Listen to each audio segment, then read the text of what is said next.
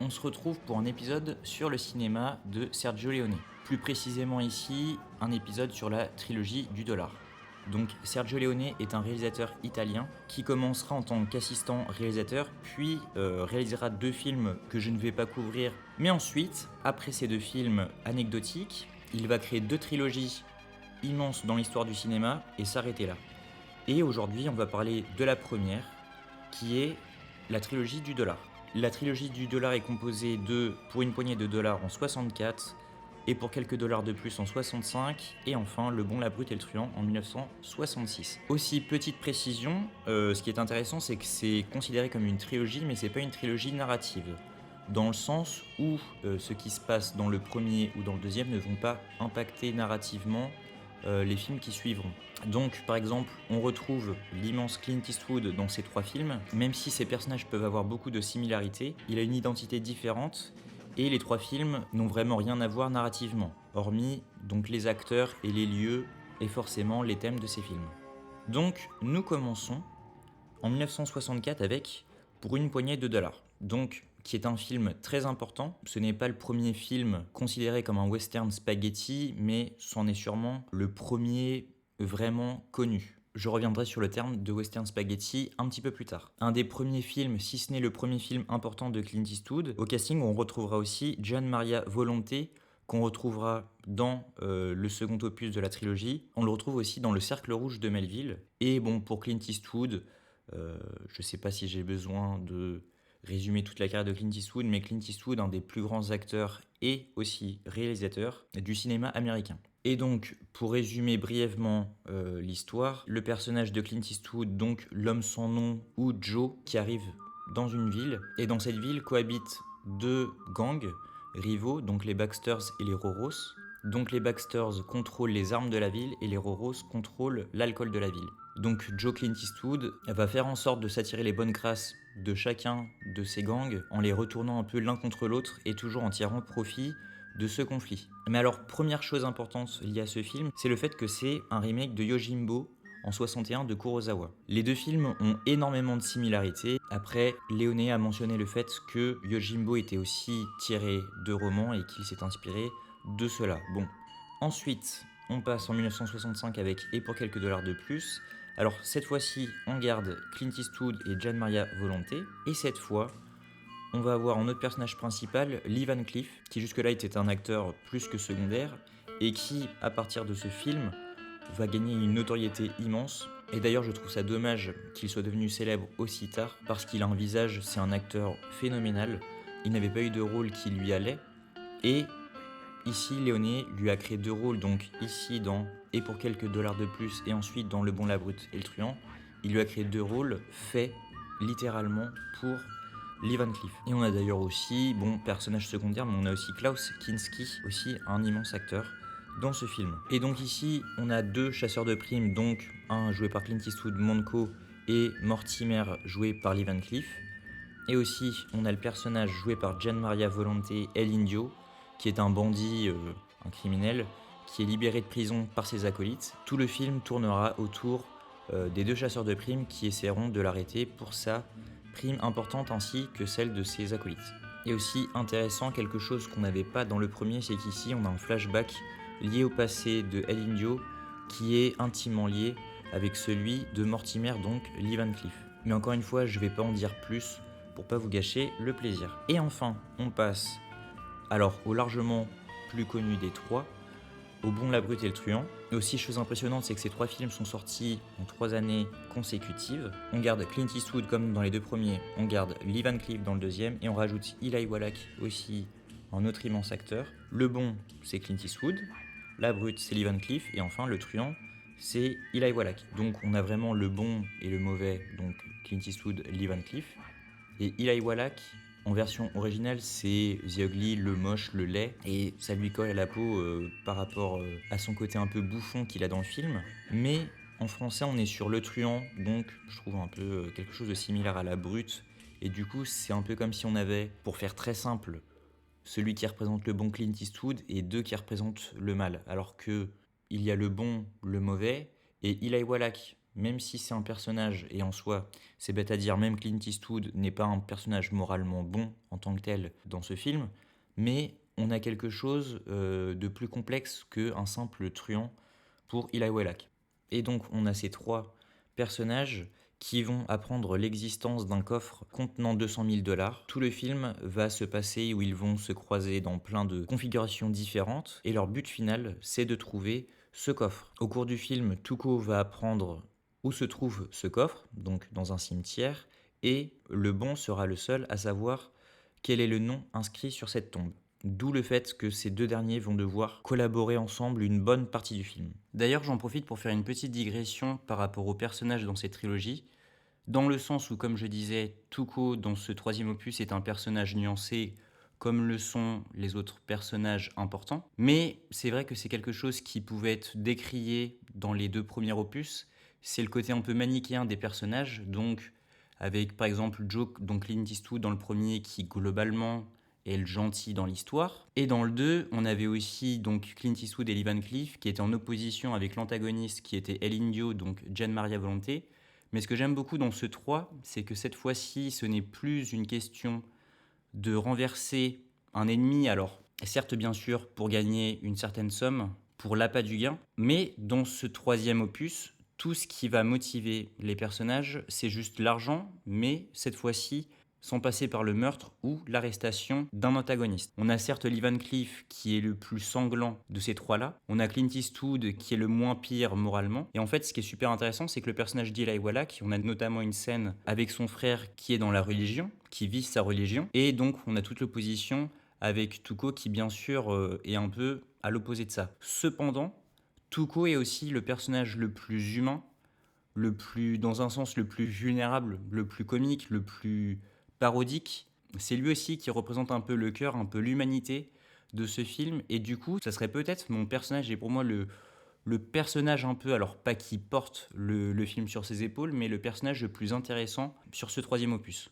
Donc, première chose intéressante sur cette trilogie, c'est que on parle ici de western spaghetti et non plus de western classique, à l'opposé donc des films par exemple de John Ford ou de Howard Hawks. Et alors, on parle de western spaghetti à l'époque, c'était un peu moqueur parce que c'était des films qui étaient produits en Italie, alors aussi en Amérique, mais c'était des films italo-américains. À l'époque, le terme western spaghetti était un peu employé d'une façon moqueuse parce que beaucoup de critiques les comparaient aux western classiques et les voyaient un peu comme des films, parce que je ne l'ai pas mentionné précédemment, mais c'est des films qui ont des côtés un peu liés à la bouffonnerie, un peu à la farce, un peu au grotesque, et donc qui étaient un peu à l'opposé des westerns classiques, très sérieux, paraissant plus profonds sur ce qu'ils racontaient, alors je dis bien paraît. Et ce qui est assez amusant, c'est qu'au final, aujourd'hui, en 2024, quand on parle de western, notamment avec la musique, et je vais en venir un peu après, mais la musique de d'Ennio Morricone pour cette trilogie, que bon, la musique du Bon, la Brute et le Truand, absolument tout le monde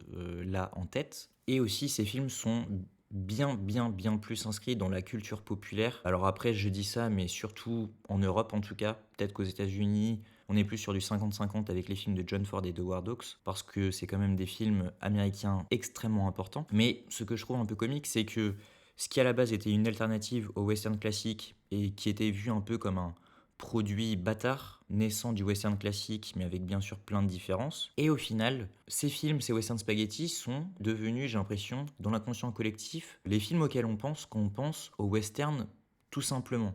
Quand on parle de western, les premiers films qui vont revenir très souvent, c'est Le Bon, la Brute et le Truand et Il était une fois dans l'Ouest, aussi réalisé par Léoné, dans sa trilogie suivant celle de la trilogie du dollar. Donc, je trouve ça assez amusant. Le western spaghetti est aussi ironique, sarcastique. Le western spaghetti est avant tout parodique. Il parodie un peu grossièrement ce qu'était le western classique, tout en jouant donc sur le côté grandiose, sur le côté épique, aussi sur l'humour, sur les personnages charismatiques et ou grotesques. Et donc c'est une sorte de western classique mis à une sauce plus moderne, plus colorée, plus vivante, plus bruyante aussi. Et donc, pour résumer un peu les différences du western spaghetti ou plus précisément du cinéma de Sergio Leone avec le western classique, c'est le fait que dans les westerns classiques, on avait une question de libre arbitre, on avait une question de justice, on avait une question d'ordre.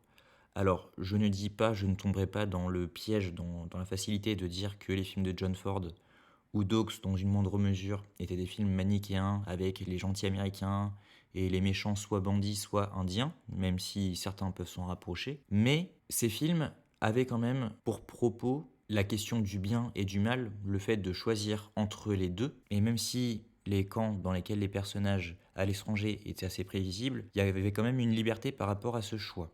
Et ce qui est super intéressant chez Sergio Leone, c'est que ces personnages, contrairement au western classique où les protagonistes en général faisaient certaines choses pour l'ordre, pour le bien, pour la justice. Donc, par exemple, un shérif qui arrête un criminel pour l'ordre et le bien de sa ville, tout simplement. Et bien ici, Sergio Leone raye complètement ça et part du postulat de base que, en tout cas, ces personnages dans ces films n'ont pas, ou extrêmement peu dans des cas précis, comme par exemple Clint Eastwood, donc Joe dans le premier opus, mais ici ces personnages n'ont pas de morale. Tout ce qui compte dans les films de Sergio Leone, c'est que les protagonistes arrivent à se remplir les poches. Et peu importe la morale, peu importe le bien, peu importe le mal, peu importe l'ordre, la justice, même, et je vais y revenir, la guerre, peu importe ces choses-là, le but c'est de se remplir les poches, c'est le seul sens, c'est le seul objectif des personnages. Comme je disais, on a quand même le personnage de Joe dans le premier qui va libérer une femme sous le joug du gang des Roros pour l'aider à retrouver sa famille et qu'elle puisse s'échapper avec eux. On a quand même ce petit aspect, mais durant tout le film, Joe profite des conflits et donne des informations à chacun des gangs pour que les deux gangs rentrent en conflit et qu'ils puissent tirer de l'argent de ça. Donc c'est quand même assez nuancé. D'ailleurs, le second épisode de la trilogie s'ouvre par la phrase « Là où la vie n'avait pas de valeur, la mort parfois avait son prix ». C'est ainsi que les chasseurs de primes firent leur apparition. Et cette phrase englobe parfaitement toute cette critique un peu capitaliste, dans le sens où le fait d'utiliser des primes pour éliminer des individus dangereux, cela fait qu'on réduit la vie et ou la mort de ce protagoniste à une somme d'argent. On résume l'existence un peu de cet individu à une somme d'argent. Et c'est un peu le paroxysme de ce que peut être le capitalisme. Et d'ailleurs, dans le troisième épisode de cette trilogie, le coffre, donc la somme, le gain, se trouve dans un cimetière, donc où résident les morts. Et contrairement aux deux premiers, en tout cas surtout au deuxième où c'était une question de retrouver quelqu'un, voire de le tuer pour une prime et donc d'associer à sa vie une somme d'argent. Ici, on a un peu l'écho de ça dans le sens où l'argent est littéralement dans une tombe et donc qui symbolise la mort de cet individu. On a vraiment tout ce côté vénal des protagonistes dans les films de Leone, dans cette trilogie en tout cas. Et plus globalement, cela peut être vu comme une critique du système capitaliste, voire de l'Amérique. Alors quand je dis de l'Amérique ici, ça peut être considéré un peu tiré par les cheveux, mais cette trilogie suivante, des Il était une fois, le confirmera. Si un pays devait résumer le capitalisme, ce serait l'Amérique, donc on peut dire plus largement de l'Amérique aussi, dans le sens où ce qui compte, c'est le fait d'amasser de grandes sommes d'argent, et non d'avoir une quelconque morale. Et d'ailleurs, je vais pas trop en parler ici, mais donc cette idée un peu, cette critique du capitalisme et ce fait que les personnages ne sont motivés que par l'appât du gain, qu'ils sont prédéterminés, prédestinés à suivre cette trajectoire sans prendre en compte la morale justement, et aussi et surtout tout le côté critique de l'Amérique, donc plus globalement, il va le développer dans la trilogie suivante. Donc il était une fois dans l'Ouest, il était une fois la Révolution et il était une fois en Amérique, où là où cette trilogie se déroule globalement dans la même époque, ces trois films vont montrer l'évolution de l'Amérique avec Il était une fois dans l'Ouest et par exemple l'arrivée du train, donc plus globalement la révolution industrielle, jusqu'à Il était une fois en Amérique, où là on se retrouve dans un monde alors milieu-fin du XXe siècle, et où ici le développement et l'aboutissement de cette critique qui finira à parler des organisations par exemple mafieuses, donc plus largement du phénomène de corruption, qui est un phénomène lié intimement au capitalisme et aussi à l'Amérique. Donc l'évolution historique de l'Amérique, tout en critiquant son modèle économique et toutes les failles, tous les phénomènes, tous les concepts qui peuvent apparaître, qui peuvent en découler. Donc ce qui est intéressant dans ces films, c'est qu'il y a quand même un grand cynisme. Et ce que j'aime beaucoup, c'est que c'est pas un cynisme totalement froid, parce qu'il y a quand même un côté... Alors, je sais pas si le mot c'est léger, mais on a tout le côté un peu farce, un peu bouffonnerie, qui allège le propos et au final, je trouve, rend ces films assez modernes. Aussi, une chose très importante qui caractérise beaucoup le cinéma de Sergio Leone, mais surtout ses trilogies, c'est notamment la dilatation du temps. Donc il y a ces gros plans, notamment sur les yeux, notamment sur les visages crevassés. Quand je dis visage, je devrais même dire gueule. Et on a aussi, en juxtaposition avec ça, des plans extrêmement larges sur des déserts. Par exemple, l'intro du second opus avec le générique. Donc on a le contraste entre ces gros plans et ces plans extrêmement larges. Aussi, un des points forts de cette trilogie, c'est les duels. On a plusieurs scènes de duels dans chacun de ces films, et les scènes de duels sont vraiment pour moi les scènes les plus exquises du cinéma de Leone. Elles seront aussi mythiques dans Il était une fois dans l'Ouest. C'est pour moi ces scènes les plus virtuoses, les plus intenses et parmi les plus mémorables. Aussi, chose drôle, dans Le Bon, la Brute et le Truand, on a un énorme Deus Ex Machina, qui est d'ailleurs un des plus connus. C'est un élément, disons, narratif qui va venir d'absolument nulle part et sans justification, et qui va permettre à l'action d'évoluer ou à un protagoniste de traverser une épreuve, etc. Donc je vais pas le décrire précisément comment il est dans Le Bon, la Brute et le Truand. Et même si c'est quelque chose à la base qui peut être vu comme un défaut pur d'un scénario, pour moi ce Deus Ex Machina, en tout cas dans le contexte du Bon, la Brute et le Truand, est tellement anecdotique par rapport au reste du film et dans un sens qui correspond bien un peu au style grotesque et un peu parodique du coup de cette trilogie. Donc j'ai vraiment pas de souci avec ça. C'est pour ça que pour moi critiquer un Deus Ex Machina, il faut toujours le faire dans le contexte du film. Bien sûr qu'un film 100% parodique peut en utiliser justement pour se moquer de certains films qui l'utilisent de manière désagréable. Et globalement, quand je revois cette trilogie, je me dis toujours un peu que cette trilogie représente un peu ce qu'est pour moi le cinéma dans son essence. Il y a un côté spectaculaire à ces films, même si ces films n'ont pas un côté transcendant qu'ont d'autres œuvres, ils ont quand même quelque chose qui crie le mot cinéma, donc la mise en scène, et aussi un autre élément plus qu'important, c'est la musique. Donc la musique, c'est la musique d'Ennio Morricone, qui est un de mes compositeurs préférés et qui est aisément un des plus grands compositeurs de l'histoire du cinéma, qui compose la musique de ces 3 films. On a bien sûr Le Bon, la Brute et le Truand, toute la BO est incroyable, et on a donc la piste principale qui est connue d'absolument tout le monde, qui a été reprise dans plein de films, de séries, et qui est plus que connue dans l'inconscient collectif. On a aussi l'Ecstasy de l'or, dans une des meilleures scènes du film. Mais même dans ces 2 premiers films, même les thèmes principaux, et on a plein d'autres thèmes, Il Visio d'Uccidere par exemple dans le 2 que j'adore. Enfin bref, des musiques très grandiloquentes, à l'époque qui pouvaient être vues comme pompeuses un peu, il faut le dire.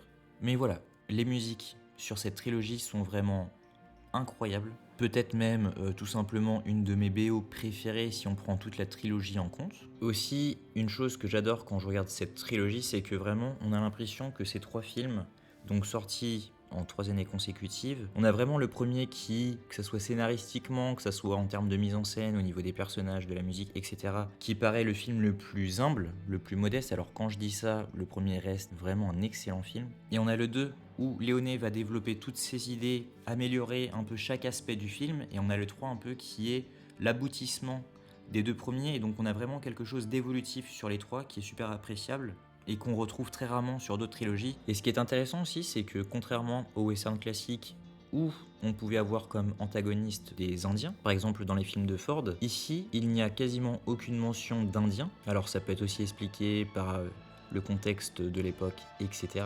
Mais ce que j'ai beaucoup aimé, c'est que par exemple, dans Le Bon, la Brute et le Truand, dans la scène où Tuco choisit une arme pour sa quête durant le film, il va s'entraîner avec une arme qu'il a choisie à un stand où en fait c'est des planches en bois qui représentent des Indiens. Je me dis qu'au final, dans les films de Leone, les Indiens ne sont plus justement que des planches en bois où on s'entraîne pour tirer avec nos armes. Un peu comme si c'était justement du passé. Et j'aime beaucoup parce qu'il y a cet écho, et il y a aussi un autre écho, c'est dans la musique de Morricone, où on a beaucoup de chants qui font énormément penser à des chants indiens. On mentionne un peu de manière subliminale les Indiens, mais sans que ça soit des protagonistes dans son film. Et c'est d'ailleurs quelque chose qu'on retrouvera dans énormément de films ensuite, notamment Shining ou bien d'autres. Mais en fait, beaucoup de films mentionnent ce génocide un peu de manière subliminale. Et ici, Sergio Leone le fait dans un western. Pour ce qui est de mes préférences, alors c'est pas très original, mais mon préféré est donc Le dernier opus, Le Bon, la Brute et le Truand, qui est un de mes, allez, de tête, je dirais, de mes 10 films préférés. Je le revois toujours avec autant de plaisir, toujours autant de scènes iconiques, dont je retrouve l'intensité et la tension dans très peu de films. Donc, pour moi, Le Bon, la Brute et le Truand, c'est bien sûr subjectif, mais pour moi, c'est un 10 sur 10. Ensuite, en deuxième, j'aurais Et pour quelques dollars de plus, auquel j'ai attribué la note de 8 sur 10. Et enfin, le premier, Pour une poignée de dollars, auquel aussi j'ai attribué la note de 8 sur 10.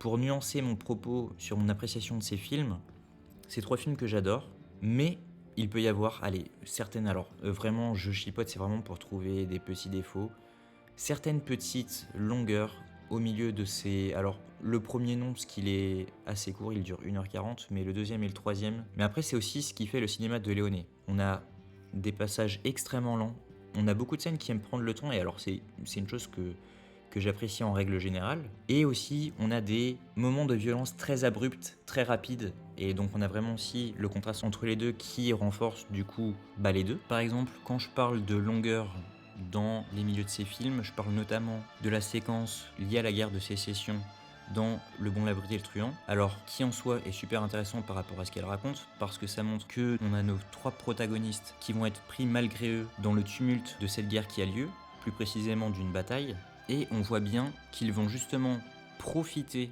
de la situation, cette situation de guerre, cette situation plus largement politique, pour arriver à leur fin qui est, encore une fois, l'appât du gain. Mais juste ce que je reproche à cette séquence, c'est un peu la longueur pour ce qu'elle raconte véritablement. Pour résumer, j'aurais juste préféré qu'elle soit un peu moins longue, parce qu'aussi je trouve qu'elle dénote un peu par rapport à l'esthétique du film, mais je la comprends totalement par rapport à ses thèmes, par rapport aux points qu'elle aborde, et qui sont d'ailleurs très intéressants. Donc c'est pour ça aussi que Le Bon, la Brute et le Truand est mon préféré de la trilogie, parce que c'est celui qui a le mieux installé ses thèmes, tout en évoquant d'autres thèmes, donc par exemple la religion avec le frère de Tuco, et aussi la guerre, ainsi que le fait qu'ici on ait 3 protagonistes qui recherchent ce fameux coffre avec cette somme d'argent, et qu'on n'ait pas d'antagoniste comme on avait dans les 2 premiers. Donc c'est vraiment ces 3 personnages qui vont graviter autour de ce but. Et aussi, autre petit point qui peut être un peu gênant, c'est le fait que ces films, donc c'est des films produits italo-américains, et donc pour des raisons de production, pour de nationalité, des acteurs, beaucoup de voix ont été redoublées en studio. Sur les 3 films, ça se voit qu'il y a plein de prises qui sont refaites en studio, qui ne sonnent pas naturellement, ou qui vont être un peu décalées par rapport au mouvement des lèvres. Donc c'est un petit truc qui peut faire sortir du film, je peux le comprendre. Après, s'arrêter à ça, je trouve ça plus que dommage. Mais donc voilà, c'est une autre critique que je peux émettre sur la trilogie. Hormis ces 2 choses, c'est vraiment une trilogie. Quand je les vois, j'ai vraiment le mot cinéma, un peu le même de Martin Scorsese, It's Cinéma avec les mains levées. C'est vraiment ça, parce que on a vraiment ce côté spectaculaire, grandiloquent, alors qui oui pour à l'époque était une faute de goût, mais qui aujourd'hui s'est installé dans l'inconscient collectif et qui est vu un peu comme le western de base, alors que pas du tout. Le western de base, c'est La prisonnière du désert, c'est La chevauchée fantastique, c'est Rio Bravo, en tout cas le western classique. Et je trouve ça vraiment intéressant qu'au final, dans la pop culture, les films qui se soient le plus inscrits, ce soient ceux du western spaghetti. Cette trilogie, c'est une super mise en scène. On est sur du Techniscope, donc les plans larges sont magnifiques. On a le grain aussi sur les couleurs avec le Technicolor, ainsi que des acteurs plus que mythiques, donc Clint Eastwood qu'on retrouvera dans les 3, et aussi Lee Van Cleef et Eli Wallach qu'il ne faut surtout pas oublier, même Gian Maria Volonté qui est excellent dans les 2 premiers opus. Je pense avoir fait le tour des choses que je voulais mentionner. Je ferai prochainement, alors ça sera peut-être pas le prochain épisode, mais je couvrirai aussi son autre trilogie, des Il était une fois, donc dans l'Ouest, la Révolution et en Amérique. Et pour finir, je vous laisserai avec la phrase « Dans ce monde, il y a 2 types de personnes, ceux qui ont vu la trilogie du dollar et ceux qui creusent. » Salut.